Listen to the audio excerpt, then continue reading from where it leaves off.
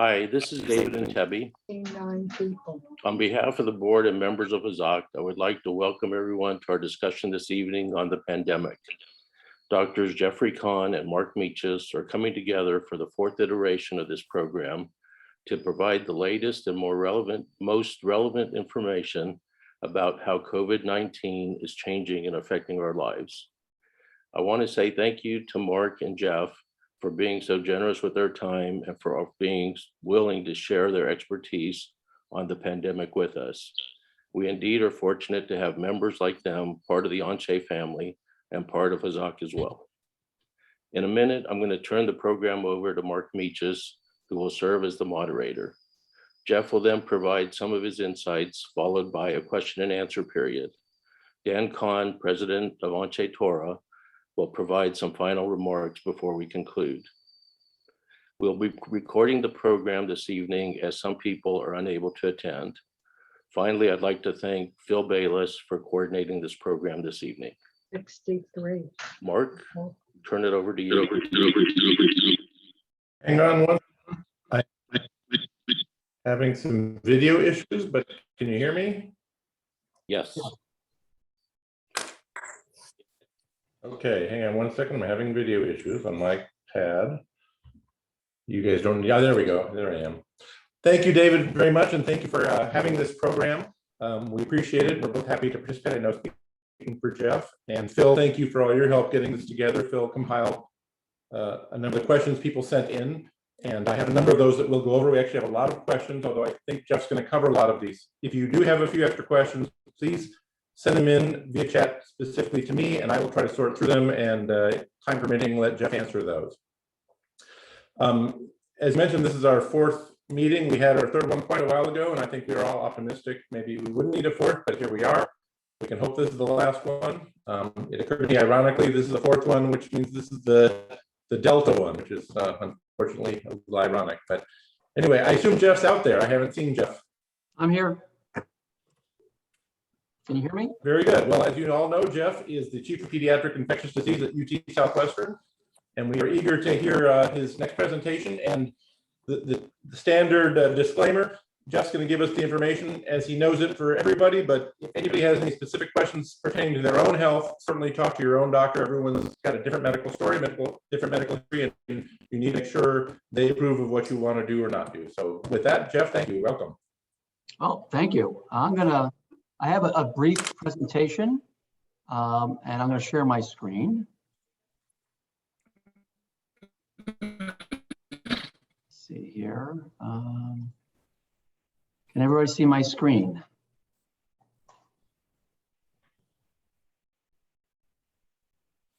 Yeah, it looks good, Jeff. Okay, so let's get started here. Okay, so it's our 4th COVID update, and let's go.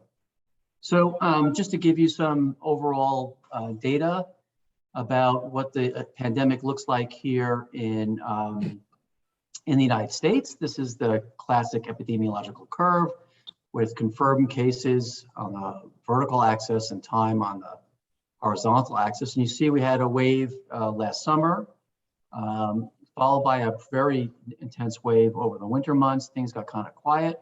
And now we're experiencing what we can call our 3rd or 4th wave. And you can see how much more intense this was compared to the wave that we had last summer. So if you do the numbers, as of September 1st at 12:21 p.m., this was all taken from the Johns Hopkins dashboard, by the way. The link is on the lower left. Over 39 million infections in the United States. Over 641,000 deaths in the United States. And if you do the math, 1 in every 516 individuals in the United States have died of COVID-19. Really quite staggering numbers here. Here's the same graph looking at Israel. And I'll talk about Israel a little later on because Israel, to a very large extent, is really on the front of the curve as far as dealing with the pandemic. And for a variety of reasons. They have a very robust medical system and surveillance system. They've been out in front as far as vaccinations are concerned. And a lot of the strategies that we're coming up with right now are actually based on data from Israel. So what's been happening in Israel? So again, it looks like they're in a 3rd peak here. And Israel was one of the first countries to start vaccinations, and it began December 19th, 2020. So it's just about here on the curve. And then about by March 15th, 50% of the population was vaccinated. And then after that, things got really, really quiet. They were very optimistic here in Israel. I mean, this is really sort of no activity whatsoever. And then we had this big peak. So what happened? Well, what happened was the Delta variant arrived in Israel. It was first detected on April 8th, 2021. It took a few months to get going. And in fact, that's what we saw in the United States. I'll show you some data about that in a moment. Other countries have experienced the same thing. Scotland is another prime example. So they're dealing with a lot of infections now. And again, I'll talk about Israel a little bit later in the talk. So let's talk about Texas. Again, this is the epidemiological curve. Again, what we had last July, and then over the winter, things got quiet for a little while, and now we're seeing a very big peak. And again, for the most part, this large peak that we're seeing right now is due to the Delta variant. And again, we're getting pretty close to the high water mark, which was established on January 12th, 23,000 cases on a single day. I'm going to zero in a little bit onto Dallas County. And I think one of the reasons I'm doing this is because Dallas County keeps some very rich data. And you'll see as we start pulling this apart, what lessons we can learn from this data. But again, this is the typical epidemiological curve going back to March 10th, the first time that the virus was detected in Dallas, all the way up to August 27th, last week, essentially. You can see three major curves here, and now we're here. Not as intense as other places in the country, but still this peak is increasing, and I'll talk a little bit about the modeling in a moment. So here's the data from Dallas County. As of August 27th, they publish this material once a week.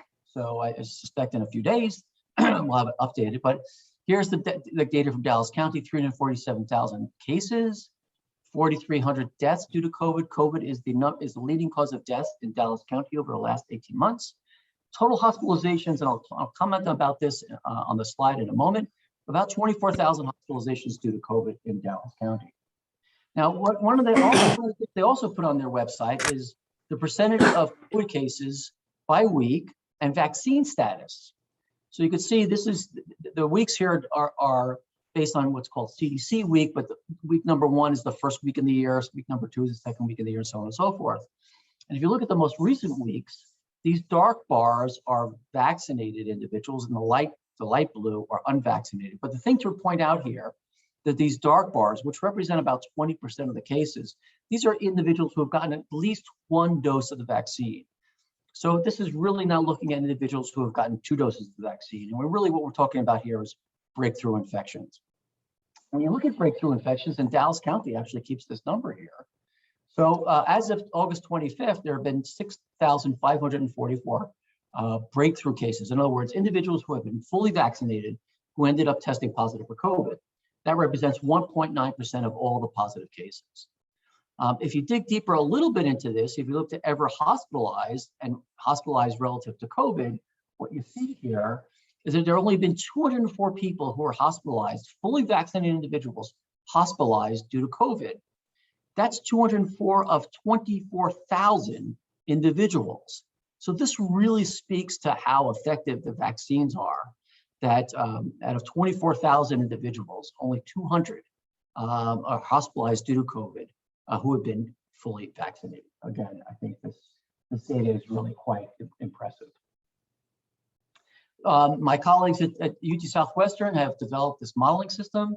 Just to orient you to the slide, this is occupied beds on the vertical axis, time on the horizontal axis. Each of these squares is an actual data point. So you could see last summer, things started coming down. Over the winter, we had a lot of activity, a lot of occupied beds due to COVID. Things got very quiet, and now they're increasing. And this blue line over here is what the modeling system predicted 2 weeks beforehand. So you can see just how accurate the modeling is. And the predictions are, it could be as high as this or as low as this over the next couple of weeks.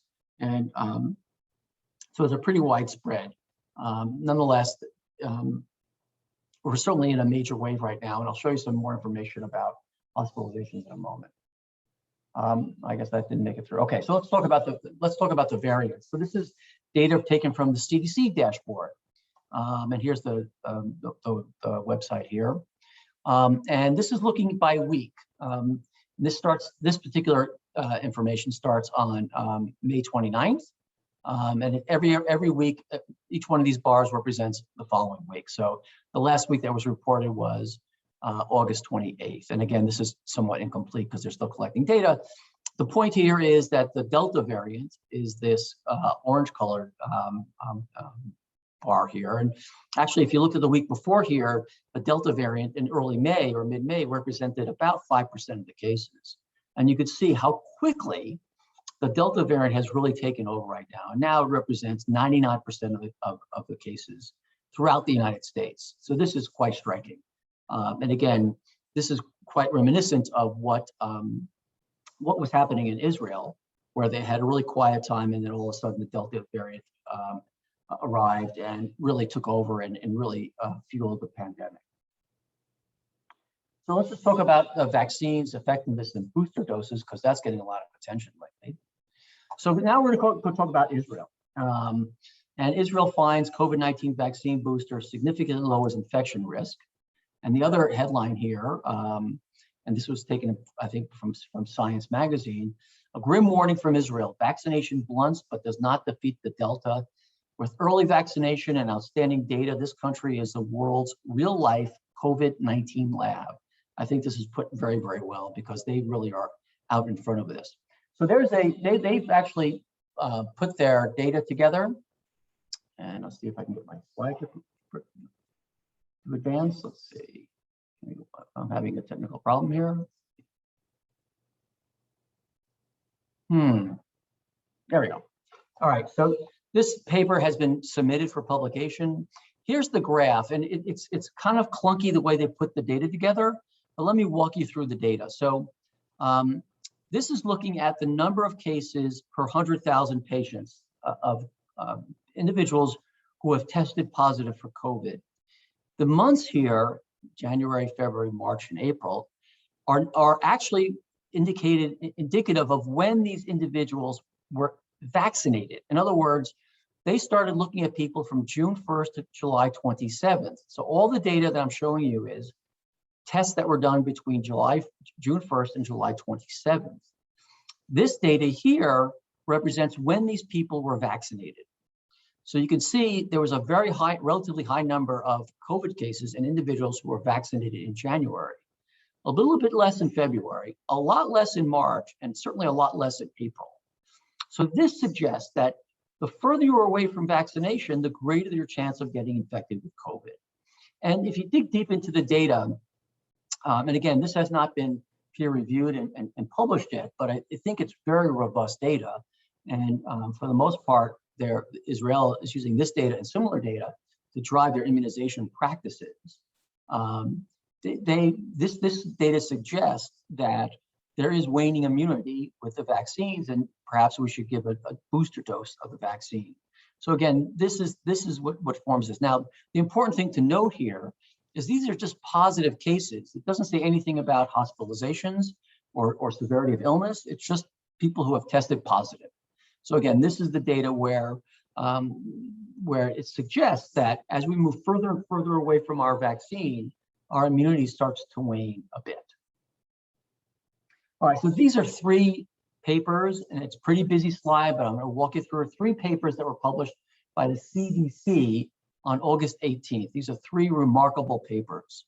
And the first is looking at new COVID cases and hospitalization among adults by vaccination status. This is looking in New York from May 3rd to July 25th.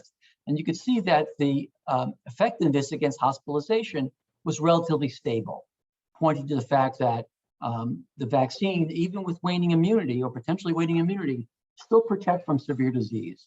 Although when you look at the effectiveness of a vaccine against any infection, then the vaccine effectiveness went from 91.7% to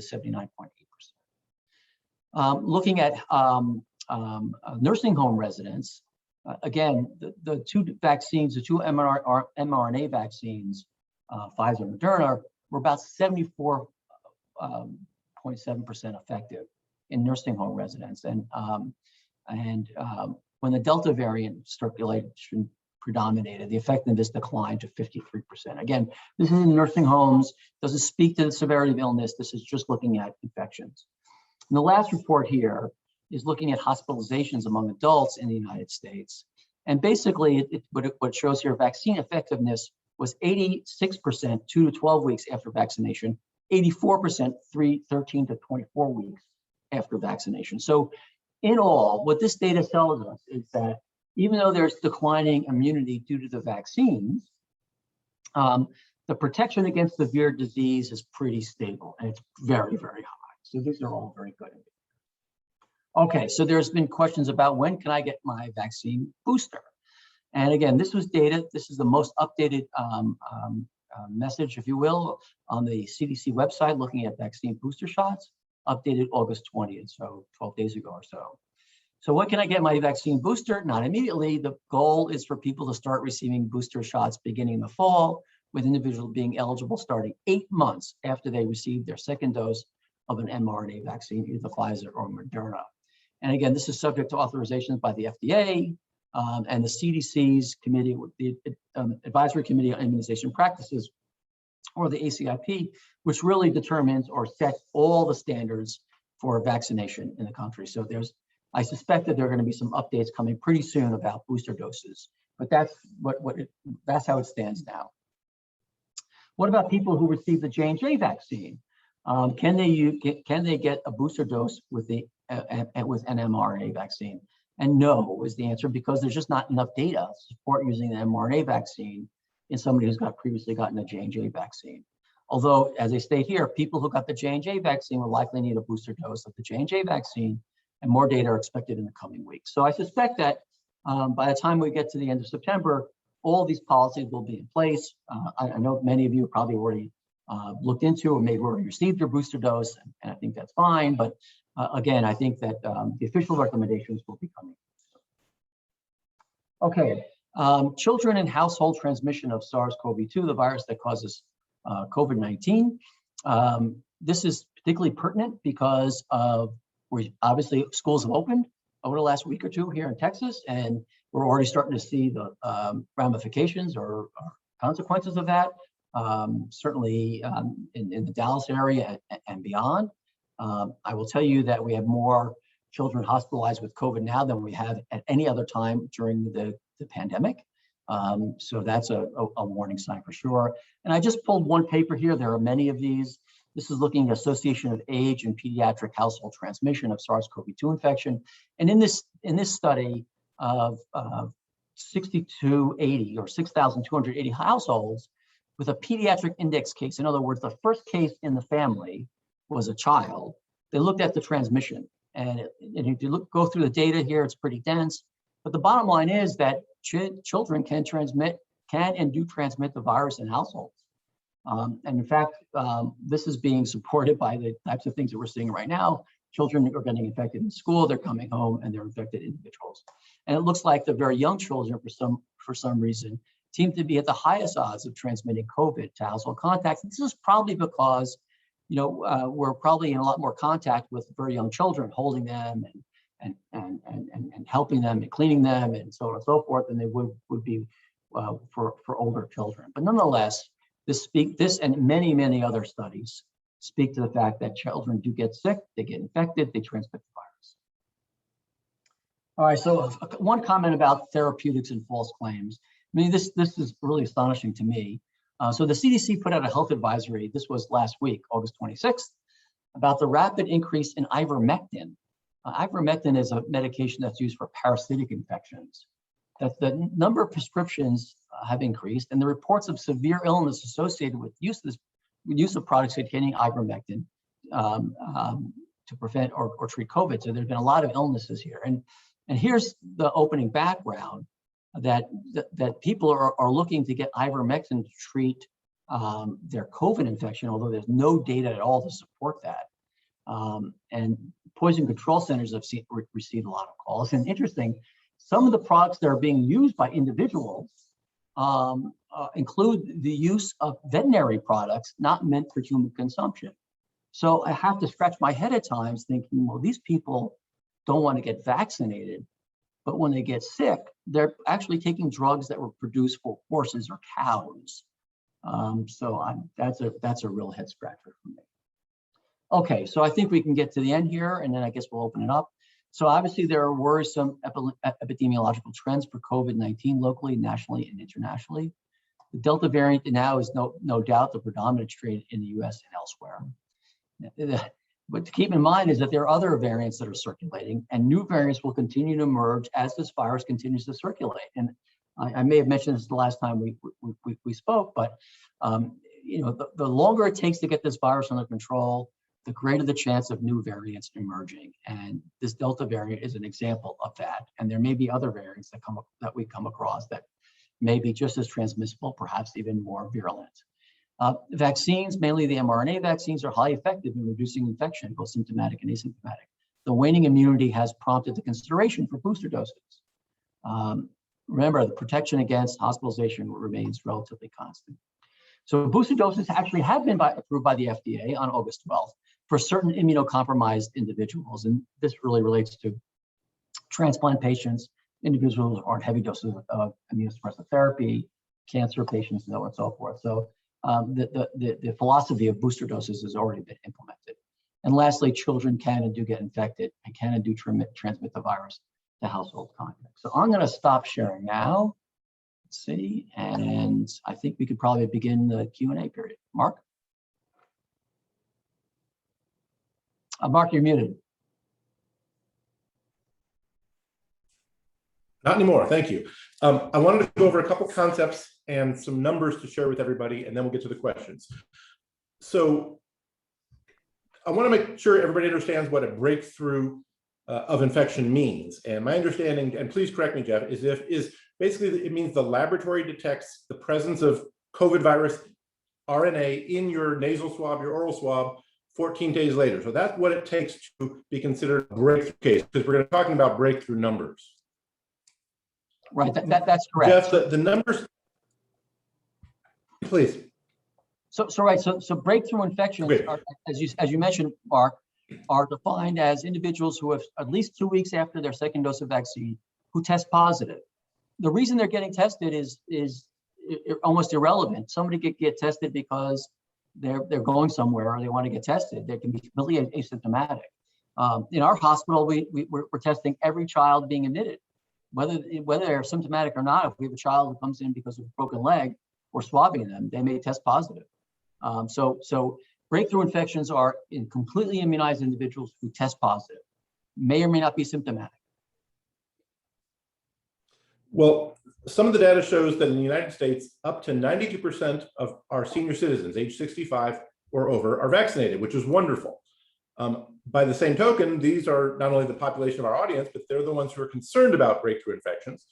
And the data I've read shows that actually, for those people who are fully vaccinated, the rate of breakthrough infection is under 1%. It's extremely low, despite what we get the impression that it's a very high risk right now. That being said, we're based on tests that, as you mentioned, are being done for any number of reasons. So can you share some information on what you think our audience needs to consider, what their real risk is of a breakthrough infection, having been vaccinated, that they might get a relevant infection, meaning hospitalization or more? Right, so we certainly know that the protection against severe disease, the protection against hospitalization in fully vaccinated individuals is quite high, and has remained quite high even as you move away from your last or your second immunization. So that's the real good news here, and this was what was pointed out in the Dallas County data and data from elsewhere. I pointed to the studies from the United States. So this is really quite encouraging information that for individuals who are having breakthrough infections, the vast majority of them are having mild symptoms. And that's to a very large degree, the purpose of a vaccine, of course, is to protect you against severe disease or any disease. So these vaccines are working quite well. And it seems that December 2020 seems like a long time ago, but it's really not that long time ago. It's about 9 or 10 months ago.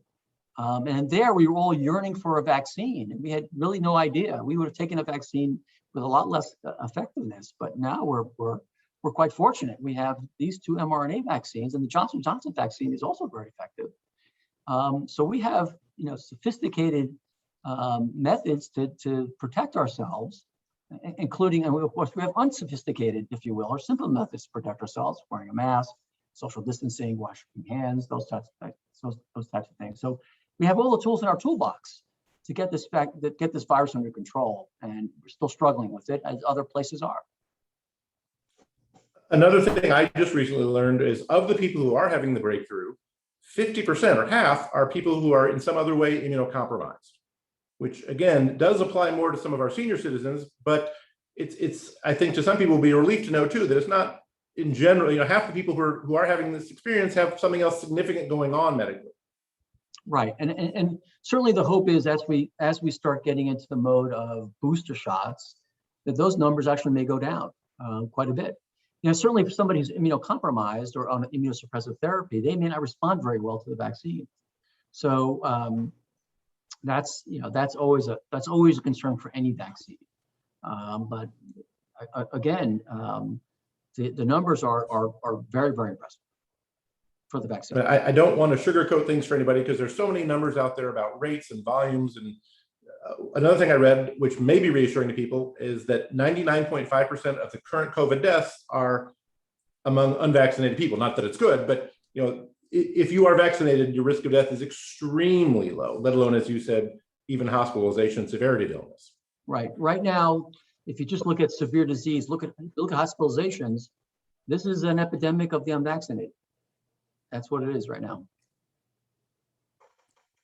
Okay, one of the things, I think this may have come from the Israel data, is that some of data has shown that actually the Moderna virus at this point has shown a little better protection in the long term compared to the Pfizer. Is that true, and is that significant, or is that something you think will even out in the long run? Yeah, it may be true, but the difference between the two, I think, is a pretty narrow. There's a pretty narrow margin between the two. So whether so people don't need to worry again which they're getting or not getting. Right. If you have the Moderna vaccine or the Pfizer vaccine, these are terrific vaccines, among the best of any vaccine we've ever had. So I wouldn't get worried about the 1 or 2% or. Okay. All right, we're going to hit a bunch of questions. They're all sort of about the boosters and the vaccines. So sit back and here we go. First thing is, when boosters are allowed, do you anticipate that there will be enough for everyone? There'll be adequate availability, or will we be at that phase where we're waiting and have to wait months and months? I suspect that there's going to be enough vaccines for everybody. Unfortunately, we got to a point recently where we were starting to throw away vaccines because they were expired, because people weren't getting vaccinated. Certainly, the vaccine numbers overall have increased over the last month. I think people who are resistant to vaccination have sort of woken up and started getting vaccinated. But I think that there'll be plenty of vaccine available. And again, the data suggests that, again, we may, as our immunity wanes, we may be prone to mildly symptomatic infection, but the protection against severe disease seems to be rather robust.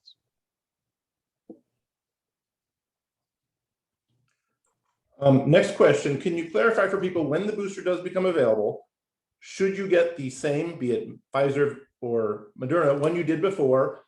And in what cases should you not, or should you seek the other? Because I know they don't want people arbitrarily doing it. Right. So I imagine that when the official recommendations come out, you're going to get the same vaccine that you got in the first place. And the only reason that we're saying that is because we have very little data on crossover. And we don't know whether that's going to be just as effective, less effective, whether it's going to produce side effects. We have no data on that. So the data coming out of Israel uses mostly the Pfizer vaccine. And they've been pretty consistent with that. So when the official recommendations come out, if you got Pfizer, you'll get Pfizer. If you got Moderna, you get Moderna. And I think, as one of those slides showed, that if you have you got the J&J vaccine, you'll get a booster dose of the J&J vaccine.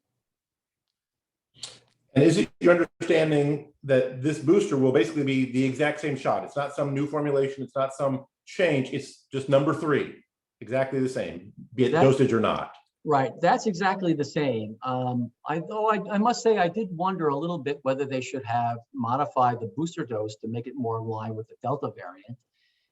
But that would have probably caused or required many more clinical trials and have slowed things down. So again, Well, that's actually a question someone just submitted. They were asking, are the boosters being designated in this case for the Delta? But is that the sort of thing that might happen, that if there is a variant out there, do they make the boosters for that, or is it not done that way? Is it simply too hard to do, as you're saying, because of investigation, the time it takes to do that?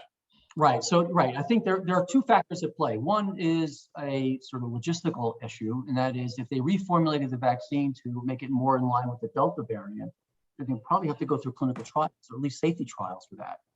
That's one logistical issue. The more practical issue, of course, is that we know that the vaccines as they are now, which are based on the sort of the ancestral strains, are highly effective against the Delta variant. So, and I guess why mess up a good thing? I mean, we're seeing this remarkable. I didn't show a lot of any of the data from clinical trials looking at the effectiveness of these vaccines against the Delta variant. Of course, that's sort of buried into some of the data I've already shown you. But there are blood tests data, there are clinical trials data to show that these vaccines are very effective against the Delta variant, at least as far as severe disease is concerned. Someone submitted a question actually pertaining to something you spoke about or showed us a graph about. You showed us that immunity over time is waning. Why are they choosing 8 months as the time to booster? Why not 6 months or 4 months? What is magic about the 8 months that seems to be what they're going to be doing? Yeah, that's a good question. I'm not sure how they came up with the 8 months. It may have been an extrapolation from the data. Typically, when the FDA and the Advisory Committee on Immunization Practices puts out the recommendations, they'll provide some data or some publications to support that. So that's coming, I think, why they arbitrarily picked 8 months. But I think we'll get some information from them. Do you have an idea what percentage of improved protection a third round will give us? I know you've got experience with other vaccines in kids, and a lot of times the third one seems to last lifetime. And I know there's hope for that, but what can you share about this won't only just give you a boost now, but it might amplify the protection? Right, that's certainly the expectation. Of course, we're all learning about this as we go along because we've only had the vaccines available since mid-December. So we'll have to see. There's been some speculation that we may need a booster dose every year or every couple of years. I'm not convinced of that. I think that we'll see how the data comes out as far as when we finally get to the third booster dose and see what the trends are. We'll see. There's been discussion about combining the booster dose with the flu vaccine. Practically and logistically, that makes a lot of sense, assuming that they're both equally as effective combined as they would be apart. But there are a lot of people who are thinking about this. Booster doses tend to really amplify long-term immunity. So I think that's, and again, we saw that with just the first two doses. The first dose, maybe 40% effective. The second dose went up to 94. We're having a little bit of waning now with time. I suspect with the third dose, we may see a steady state much higher, lasting for much longer. And as you said, this is something we don't know yet, we're finding out, but with other vaccines, I'm hoping this is the same thing, is it true that the third vaccine it helps both the breakthrough and the degree of severity, or is it more one than the other? Well, traditionally, depending on the types of vaccines we're looking at, traditionally, some of the booster doses were given for one of two reasons. One, of course, was to boost the immunity in individuals who responded to the first or second dose of the vaccine. And the second, and this is particularly true for measles, was that for example, the measles vaccine, about 83% of individuals who got the vaccine responded to it. The booster dose in that regard was really to really target that 17% who didn't respond. Of course, we don't know just by looking at an individual whether they responded to the measles vaccine or not. So I think it's a combination of the two things. There may be, we know that these vaccines are 94% effective. Well, that means 6% of the people aren't responding. So maybe a booster dose will make that narrow, but certainly the anticipation is that it's gonna boost your immunity protect you from severe disease, and potentially protect you from infection. I know we've all had varying degrees of side effects. Some of us were lucky to have no big deal. Other people had, felt pretty ill. What is the knowledge so far on the rate of side effects and severity of side effects with the third one? Is it any worse, any better? And I've got some data from Israel, but what's your experience? Well, we haven't really done that a lot. Your knowledge of the experience. Yeah, I think that the data are in both directions. I think that certainly people have had local reactions to the vaccine. I wouldn't be surprised that's the case for the third shot. I will, what I read about the Israel one was that the majority of people said it was no worse than, and in many cases better than the second one. Although that being said, my next door neighbor just had her third and she had the worst reaction of the three. So as you said, I think time will tell, but no reason to think it's going to be more severe particularly. Right, and it's certainly a lot less severe than being in the hospital on a ventilator. Skipping around a little bit here. You've addressed a lot of the questions that people submitted, and that's wonderful. Someone quoted a study, and I'm not sure if you're familiar with, by Dr. Peter Hotez, regarding the lasting of the immunity. Are you familiar with that? I don't know if that's a controversial one or not. I don't know if you know that one offhand. Well, I know Peter Hotez is a friend and a former colleague of mine. He's the dean of the medicine, tropical medicine down at Baylor, and he's a big proponent of vaccines. And I believe just about every word that comes out of his mouth. Okay, all right. So whoever asked that question, believe him. Very good. Someone was asking about a little more information about the rate in the kids. Twofold. Why are so many kids getting sick? And in the same line, are more kids getting sick, or is it more a matter now that fewer adults, because we're vaccinated, are getting sick, and we're just seeing a higher percentage of the people who are ill being children? So, of course, the vaccine eligibility age is 12 years and older. So any child who's less than 12 years of age is not eligible to be vaccinated. So we have a significant proportion, I think it's about 23% of the population that's under 12 years of age. And that's a huge pool of individuals who are still susceptible to infection. We are seeing a lot more infections in children than we had in the past. As I mentioned during the talk, we've had higher hospitalization rates, higher hospitalization numbers in children at Children's Hospital than we've had at any time during this pandemic. And these kids are sick, and they're in all age groups. Some have underlying medical problems, some don't. And the children who are 12 years of age and older who are being hospitalized right now to do COVID, the vast majority of them are unvaccinated. So I think we're seeing this occur in children because we've dropped a lot of the measures that we had in place many months ago, social distancing, mask wearing, and so on and so forth. And now we're throwing the kids into school, and some school systems are requiring masks and some aren't. And lo and behold, at least the preliminary data that I've been seeing is that those school districts where they don't require masks are starting to see a lot more COVID than the ones that do require masks. Can you talk about some of the heart effects, some of the heart diseases that some, especially children we've heard about, are suffering as a result of COVID down the line? Is that limited to children? And what can you tell us about that? So there's this very unusual manifestation of COVID infection in children. And it's a disease that has now been labeled multisystem inflammatory syndrome in children, or MISC. This is a disease that typically, or the symptoms of which typically occur about a month after infection.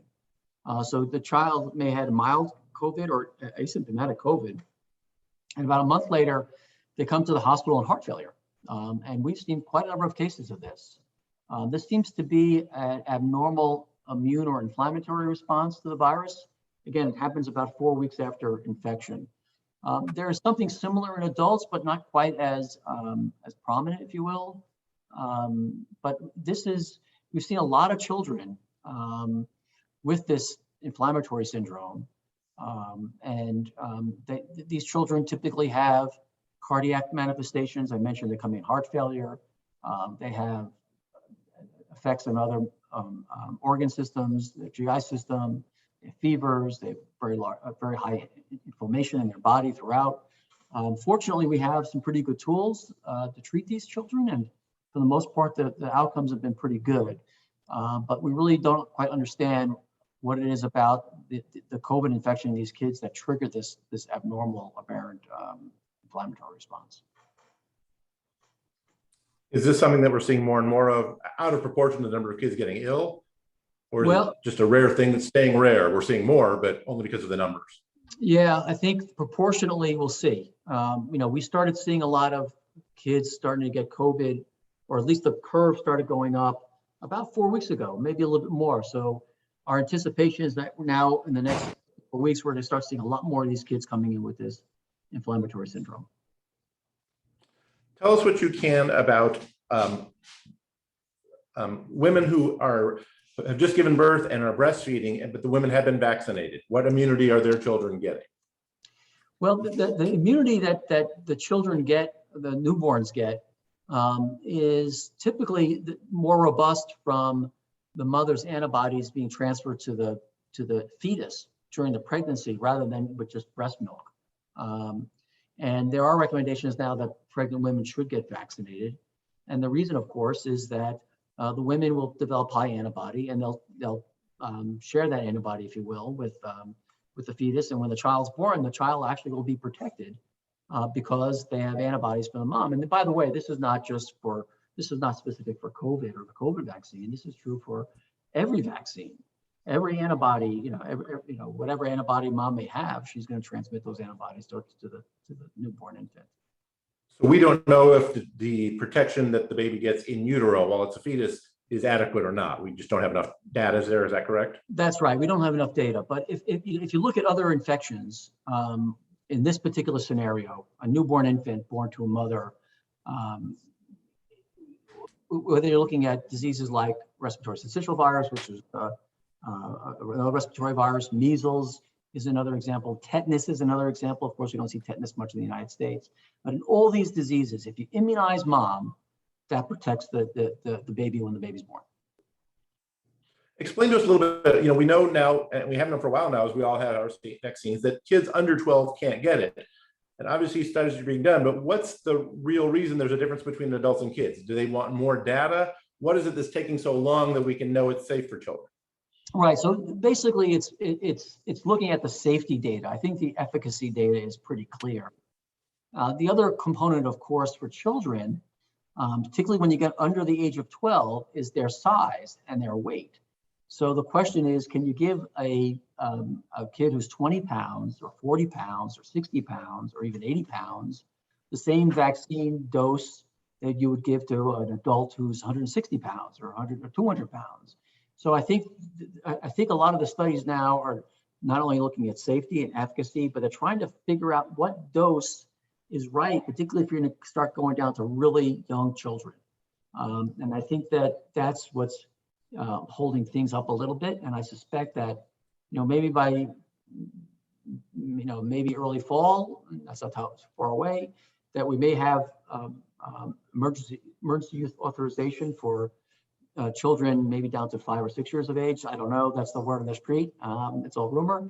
But maybe by next year we'll have vaccines for even kids maybe down to 6 months of age. Sorry to jump around question-wise. We have a little clarification for something you said. You mentioned when we were talking about the heart manifestations, you mentioned a few kids go into heart failure. Failure doesn't mean the heart stops, but can you clarify just for those few? Heart failure means the heart is stressed and it's not working effectively. That's right. I'm sorry. So I'm not talking about cardiac arrest. When I say heart failure, the heart is failing as far as delivering enough blood to the body. And when these kids come in, we have drugs that will help the heart pump and pump stronger. And if we can get the kids through that time period where their heart is just inflamed and not pumping very well and not adequately enough and adequately pumping blood to the body, we can help with these medications. So no, these kids are not coming in cardiac arrest, is that their hearts are failing to maintain the level of blood flow that's required. And are you finding that the kids that do have the cardiac problems, are these otherwise healthy kids as well as ones with compromised status, or are they more kids with some other issues? No, in the cases of this MISC, this inflammatory syndrome in children, the vast majority of these kids are otherwise healthy. And in fact, I've seen a number of high school football players, and you would look at these kids and you know, there's no question these kids are healthy. And they're in the ICU and their hearts aren't working very well. And they spent many days in the ICU and they're very, very sick. Some people asked a question about a story of contamination with the Moderna vaccine in Japan. Are you familiar with that? No. Okay. Okay. Apparently, it was likely a packaging issue, and what I gleaned was that it's medications that were actually packaged in Spain only for delivery in Asia, but people were concerned about it, and I didn't know. From what I've read about it, it's not something that we need to be concerned about here. And it's something that they've jumped on and are taking care of. I didn't know if you had any insight into that. Okay. No. Let's see what other questions we have. We have lots of questions kind of all over the board now.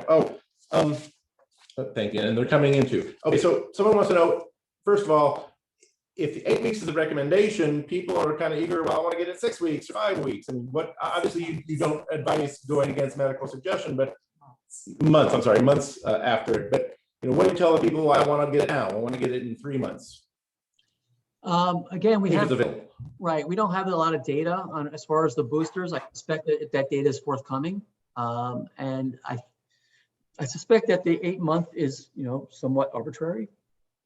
But you know, the data from Israel and other places suggest that the immunity from the 2 doses will last at least till 8 months.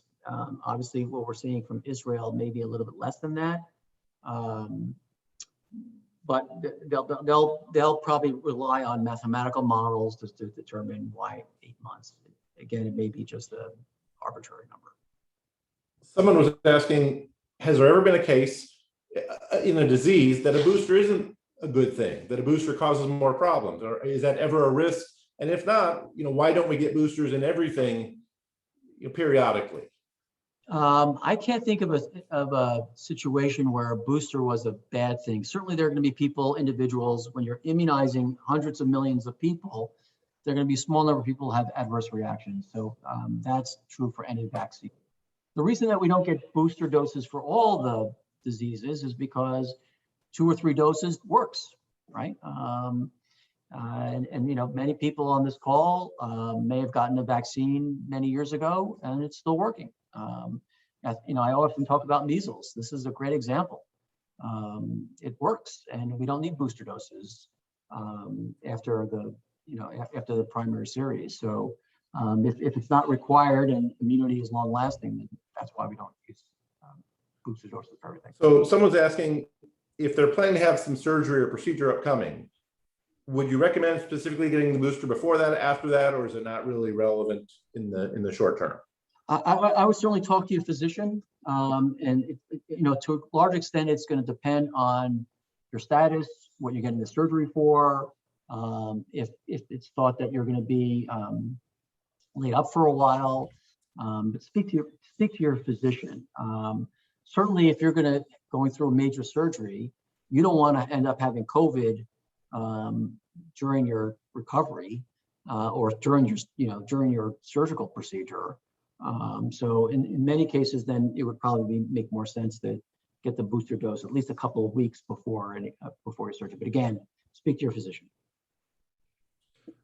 With flu season coming up, if people want to get the flu shot, should they hold off? Can they get them at the same time? Should they not get them at the same time? Different arms? Any other, you know, instructions in that regard? Yeah, well, fortunately, we didn't see any flu last winter, which was just historic. That's never happened. And the initial recommendations last winter was to have at least 2 weeks between the COVID vaccine and the flu vaccine. That was just based on an arbitrary number. The committee that I mentioned earlier, the Advisory Committee on Immunization Practices, will come out with recommendations. But right now, there's very little flu, and flu is something that typically starts in the Southern Hemisphere, in the Far East.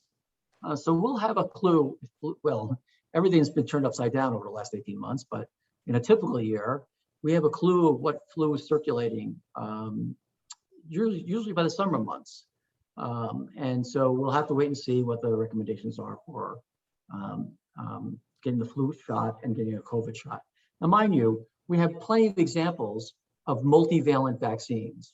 For example, we have the MMR, measles, mumps, rubella. We used to have MMRV, which is measles, mumps, rubella, varicella, which is chickenpox. So we have a lot of history with these multivalent vaccines, these combination vaccines in one shot. So I wouldn't be surprised at all if we have a COVID flu vaccine coming up once flu comes back. But for now, since per the previous recommendation, maybe give it a couple weeks between, just for the sake of doing it, to be cautious. Right. We didn't have any data. Okay. About how the warm weather, the cold weather affects anything. Are they expecting specific spikes coming up with pertaining to specifically the cold weather? Or are those proving to be not really relevant as to the climate? Yeah, there was this thing about seasonal viruses and climate and temperatures. That's all thrown out the window. So the classic example of this is this virus called RSV, respiratory syncytial virus, which typically infects children. And here in Dallas, the season typically starts in October. And what happened this year? We didn't see any RSV during the winter months. None, zero. And then all of a sudden we started seeing it in May. And then we had a peak in June and July. That's unheard of. We've never seen this virus in the summer months. So everything's been turned upside down. So I wouldn't count on the temperature or the weather or the climate or the humidity. Nothing makes sense anymore as it did before the pandemic. I think at our last one, you told us that even if we are vaccinated, it is potential for us to carry the virus to someone who's not vaccinated. And so we need to be cautious around those, our children and anyone who's not vaccinated. With a third booster, and let's say you've had it for a few months, is that going to go away, or are we still going to be a possible vector to bring that in? Do we still have to take the precautions that we might otherwise, have taken now? Right. We're not going to know that data until we have widespread use of boosters. What we do know is that in fully vaccinated individuals, this was a very nice study, again, published by the CDC, of an outbreak in a county in Massachusetts, a large outbreak.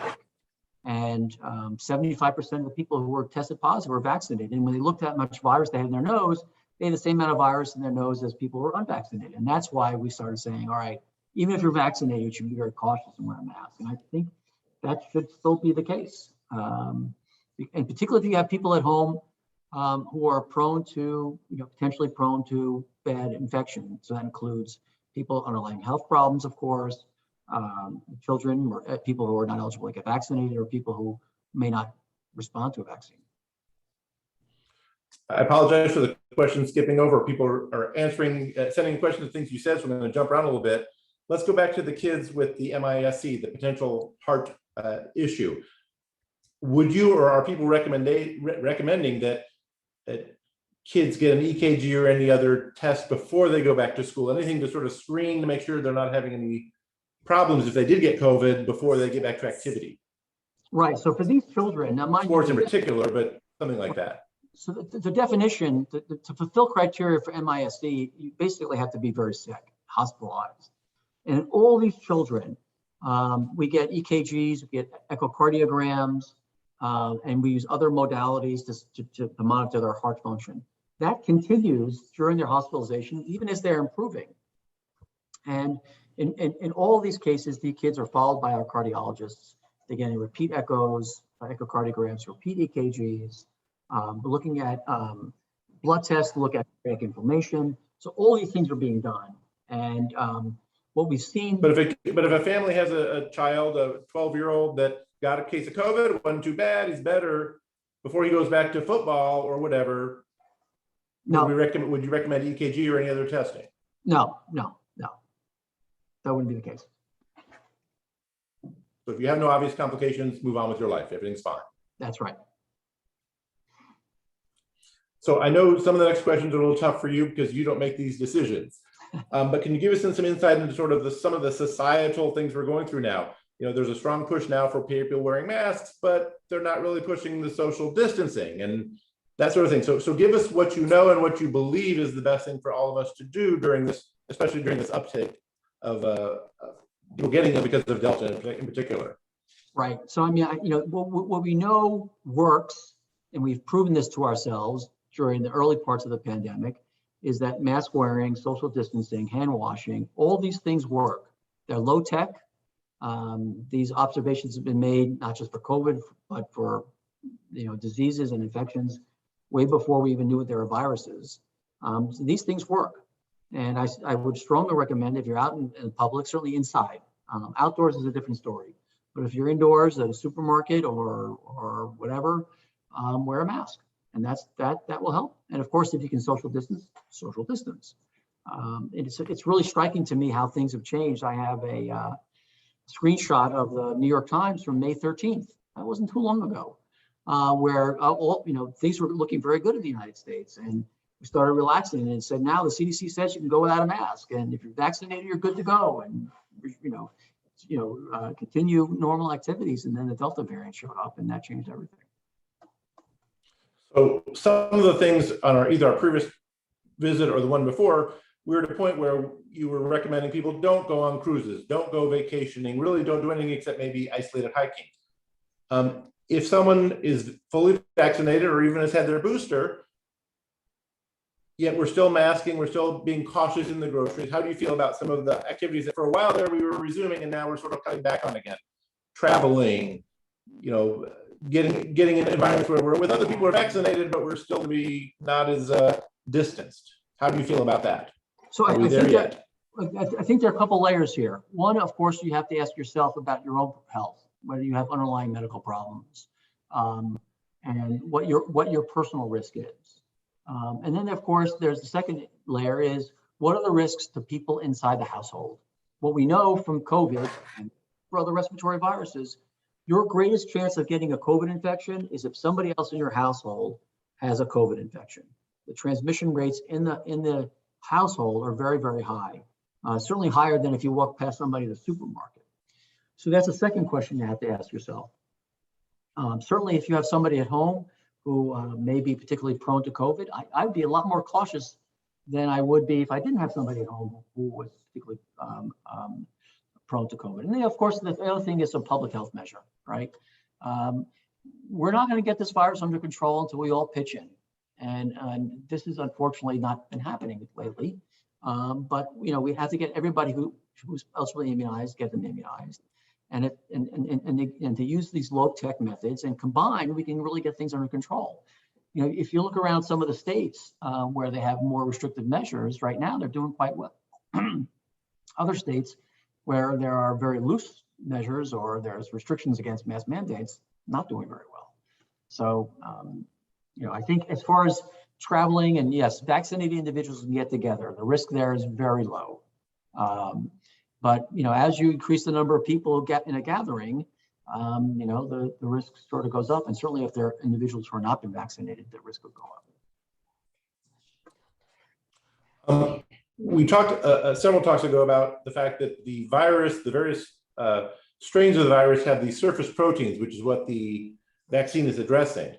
Are those changing with the Delta or any other ones they've seen, or are we still having an effective mechanism biochemically that's working? Right, so all the variants, there are variants in what's called the spike protein, which is the protein that hangs out on the surface of the virus and allows the virus to attach to the cell to infect it. So that spike protein is essential. And what these vaccines do is develop an antibody response or immune response that it's spiked to blocks it and can't get into the infected cell. All the variants that we've been talking about, the UK variant, the alpha variant, the beta variant, the Delta variant, of course. Now there's the epsilon, there's mu, so on and so forth. All of these have mutations in the spike protein, and that's because these viruses, that's how they survive, and that's how they continue to exist, is that they continue to mutate away from the protection that's been developed either earlier by infection or even by vaccination. So all these variants have changes in the spike protein. Fortunately, the initial vaccines still offer a lot of protection. Of course, the fear is that there's going to be a variant that's going to emerge that's going to be resistant or immune, if you will, to the immunity that's been developed by the vaccine. In which case we start all over again, developing a new one. We'll start all over again.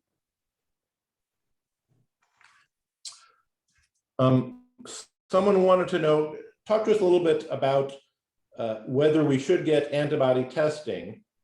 I know in the past you haven't recommended that. Now, you know, especially if underlying condition, is that something you recommend to see? Should I definitely get a booster if I don't need a booster? Is there any role for that really in anyone, be they healthy or having some other condition? Right. So for the vast majority of individuals, I do not recommend or antibody testing or blood testing is not recommended. And the major reason for that is that we don't know what level is protective.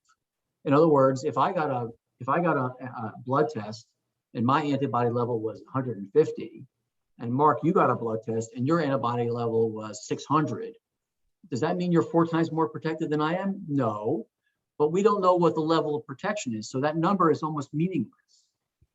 There are a few circumstances where antibody testing may be informative, and that is for somebody who's heavily immunosuppressed, maybe a transplant patient, just to see if they've responded to the vaccine. And if their antibodies are undetectable, then obviously they didn't respond to the vaccine.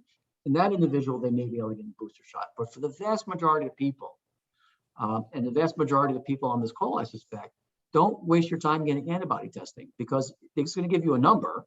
And the question is, what does that number mean? And I don't think anybody's going to be able to tell you that number means. Well, Jeff, I think we're short on time at the end here. We're getting to the end.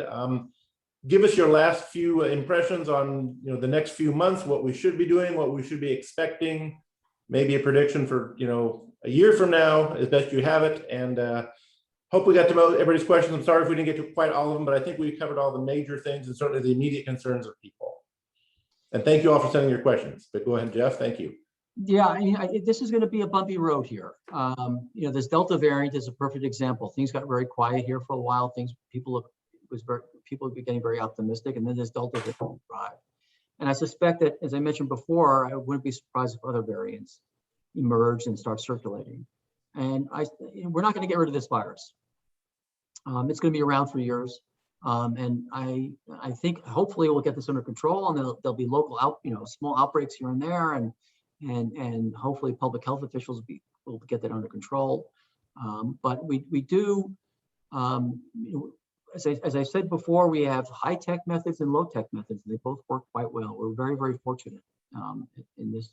I think the first time I may have spoken to the congregation was that there was no vaccine, and I was shocked that a vaccine, 3 vaccines were developed so quickly.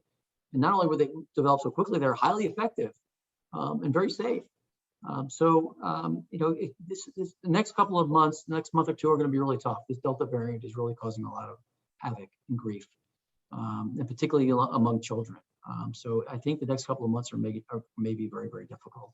And hopefully after that, we'll get this under control. But I wouldn't be surprised if we're dealing with other variants as time goes on, and this story is long from being over. So that's the pessimistic view to a certain extent. The optimistic view is that we have terrific vaccines, and maybe the booster dose will do exactly what we needed to do, and we can move on with our lives. And one last thing to tie in with that, do you have an idea when children may be available, when children may be eligible to get vaccines? Do you have some time frame, or is that still totally up in the air? Because that's obviously the last group of people that we can't protect. Right. I think for kids maybe down to 6 years old or 5 years old, they may get approval for maybe eligible for vaccine. Maybe, like I said, maybe early to mid fall. We're not that far away from here. That's been on the word on the street. I've been hearing that for a while. I haven't seen a lot of movement in that regard. But for the younger kids, maybe sometime next year, hopefully in the first half, in the first quarter of the year, maybe a little later than that. So someone asked a question ago, we're going to have to keep living this for a while, keep living with it, and dealing with it, it comes. That's right.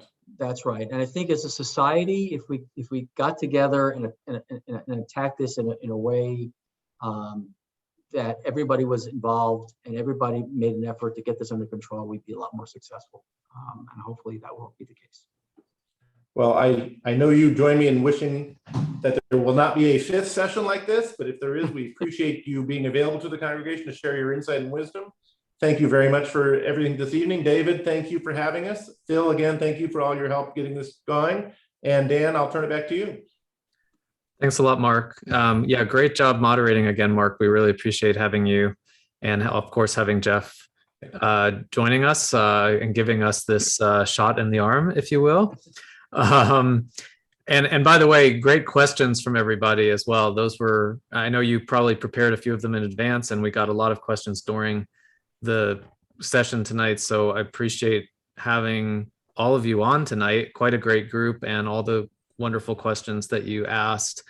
Yeah, like you said, Mark, I don't know if anyone here is looking forward to the fifth session. I hope we, don't need one, at least for a while, maybe, maybe ever if we're lucky. But anyway, yes, thank you again, guys, for this session tonight and keeping us all informed and up to date. Of course, I also want to thank Hazak for being a booster of this program, and to that's all I have. I'll leave the rest of the puns to Hal. That's very good. So with that said, I just want to wish everyone a Shana Tova. Hope that you have a healthy new year. I hope that we see you at one of our or more of our services, whether you're online or with us in person, indoors, outdoors, all of the above. And I hope everyone has a great night and a pre-high holiday Labor Day weekend. Thank you all for joining. Thank you. Thank you.